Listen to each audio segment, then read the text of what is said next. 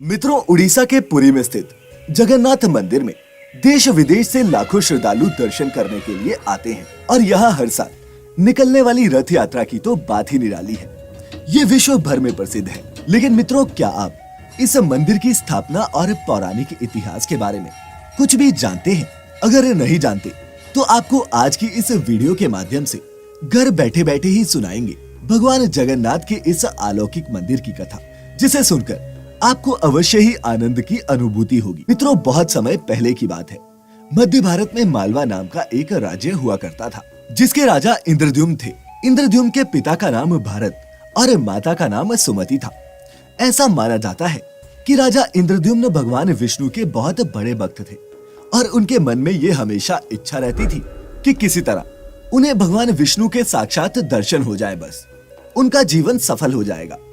एक समय की बात है कि राजा इंद्रद्युम्न के महल में एक ज्ञानी ऋषि पहुंचे और राजा से बोले, हे राजन, तुम भगवान विष्णु के बहुत बड़े उपासक हो, लेकिन क्या तुम उड़ीसा में पूजे जाने वाले भगवान विष्णु के दिव्य रूप नीलमाधव रूप के बारे में जानते हो?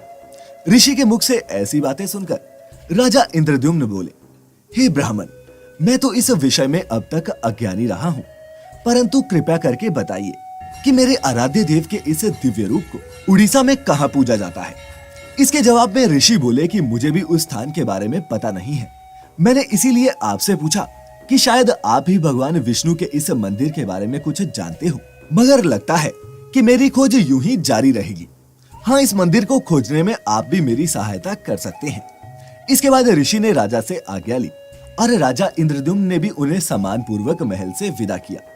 इधर जब ऋषि चले गए तो राजा इंद्रद्युम्न ने अपने मुख्य पुजारी के भाई विद्यापति को यह आदेश दिया कि वो उड़ीसा जाए और उस जगह का पता लगाए जहां भगवान विष्णु के दिव्य रूप नीलमाधव की पूजा की जाती है। राजा का आदेश मिलते ही विद्यापति उड़ीसा के लिए निकल पड़े और कुछ दिनों की यात्रा के बाद जब वे उड़ीसा पहुंचे तो उन्हें गुप्तचरों से पता चला कि सबर कबीले के लोग हैं जो नीलमाधव की पूजा करते हैं। ये सुनकर वे उस कबीले के मुखिया विश्ववासु के पास पहुंचे और उनसे विनती की कि वे उन्हें उस जगह पर ले चले जहां नीलमाधव की पूजा होती है, परंतु विश्ववासु ने विद्यापति को वहां ले जाने से मना कर दिया। ये सुन विद्यापति सोच में पड़ गए और उसने मन में ठान लिया कि वह किसी भी तरह नीलमाधव का दिव्य स्थान देखकर ही रहेगा। कुछ समय वहीं रहने के बाद विद्यापति को यह ज्ञात हो गया कि सबर कबीले का मुखिया विश्ववसु ही नीलमाधव का उपासक है और उसने भगवान की मूर्ति को किसी गुफा में छिपा रखा है। लेकिन विश्ववासु था कि अपने फैसले से टस से मस नहीं हुआ। विश्ववासु की एक बेटी भी थी जिससे विद्यापति को प्रेम हो गया था और कुछ समय बाद उन्होंने मुखिया की बेटी से विवाह भी कर लिया। इसी तरह कुछ समय बीता। फिर एक दिन उसने अपनी पत्नी से कहा कि वह अपने पिता से बोले कि वह मुझे नीलमाधव के दर्शन करा दे। मुखिया की बेटी ने भी अपने पत्नी धर्म का पालन करते हुए अपने पिता से विनती की कि वह उसके पति विद्यापति को नीलमाधव भगवान के दर्शन करा दे। बेटी की विनती सुनकर विश्ववासु भी तैयार हो गया, परंतु उसने शर्त रखी कि विद्यापति की आंखों पर पट्टी बांधकर ही उसे वहां ले जाया जाएगा। विद्यापति शर्त मानते हुए वहां जाने को राजी हो गया। शर्त के अनुसार अगले दिन विद्यापति की आंखों पर पट्टी बांधकर मुखिया उसे नीलमाधव की मूर्ति के पास ले गया। लेकिन विद्यापति बहुत चालाक था। वो रास्ता याद रखने के लिए राह में छोटे छोटे कंकड़ फेंकता चला और दर्शन करने के बाद वापस लौट आया। अगले दिन कंकड़ों की मदद से विद्यापति नीलमाधव की गुफा तक पहुंच गया, जिसके बाद उसने भगवान नीलमाधव की मूर्ति चुरा ली और अपने राजा को लाकर दे दी। उधर जब विश्ववासु को इस बात का पता चला कि उसके आराध्य देव की मूर्ति चोरी हो गई है तो वह बहुत दुखी हो गया। अपने भक्त के दुख से भगवान भी दुखी हो गए। भगवान गुफा में लौट गए, लेकिन साथ ही उन्होंने राजा इंद्रद्युम्न को साक्षात दर्शन दिए और वादा किया कि वो एक दिन उनके पास जरूर लौटेंगे, बशर्ते कि वो उनके लिए एक विशाल मंदिर का निर्माण करवाए। राजा ने एक भव्य मंदिर भी बनवा दिया और फिर भगवान विष्णु से मंदिर में विराजमान होने के लिए कहा। भगवान ने उत्तर दिया कि तुम मेरी मूर्ति बनाने के लिए समंदर में तैर रहा पेड़ का बड़ा टुकड़ा उठाकर लाओ, जो पुरी के समंदर में तैर रहा है। राजा के सेवकों ने उस पेड़ के टुकड़े को तो ढूंढ लिया, लेकिन वो सब लोग मिलकर भी उस पेड़ को नहीं उठा पाए।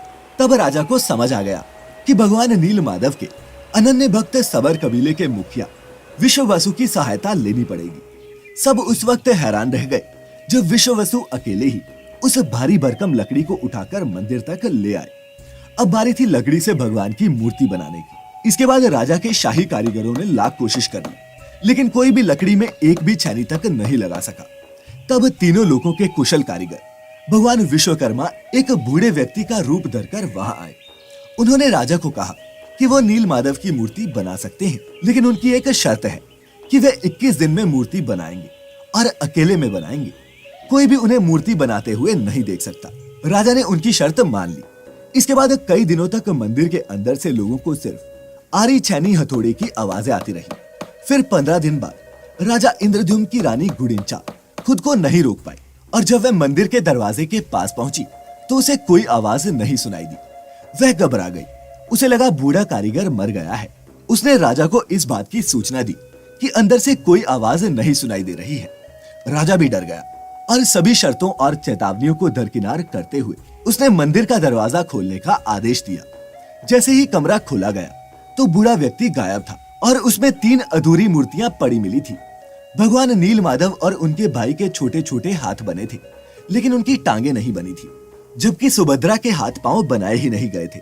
राजा ने जो हुआ इसे भगवान विष्णु की इच्छा मानकर इन्हीं अधूरी मूर्तियों को स्थापित करने का फैसला किया, और तब से लेकर आज तक तीनों भाई बहन इसी रूप में जगन्नाथ पुरी के भव्य मंदिर में विद्यमान है। इसके अलावा कहीं कहीं ये भी पढ़ने को मिलता है कि एक रात भगवान विष्णु ने राजा को सपने में दर्शन दिए और बताया कि नीलांचल पर्वत की एक गुफा में मेरी एक मूर्ति है जिसे नील माधव कहते हैं। तुम एक मंदिर बनवाकर उसमें मेरी इस मूर्ति की स्थापना कर दो। राजा ने अपने सेवकों को नीलांचल पर्वत की खोज में भेजा और वहीं से इन तीनों मूर्तियों को लाकर वर्तमान जगन्नाथ मंदिर में स्थापित किया गया। और ऐसा माना जाता है मित्रों कि जगन्नाथ मंदिर में स्थित नील माधव की मूर्ति में आज भी उनका दिल धड़कता है और उन्हें कभी कभी बुखार भी आता है, और जब उन्हें बुखार की दवा दी जाती है तो वे ठीक भी हो जाते हैं। खैर, कभी मौका मिले तो उड़ीसा जाएं और भगवान जगन्नाथ के दर्शन जरूर करें। उम्मीद करता हूँ कि भगवान जगन्नाथ जी की ये कथा आपको पसंद आई होगी।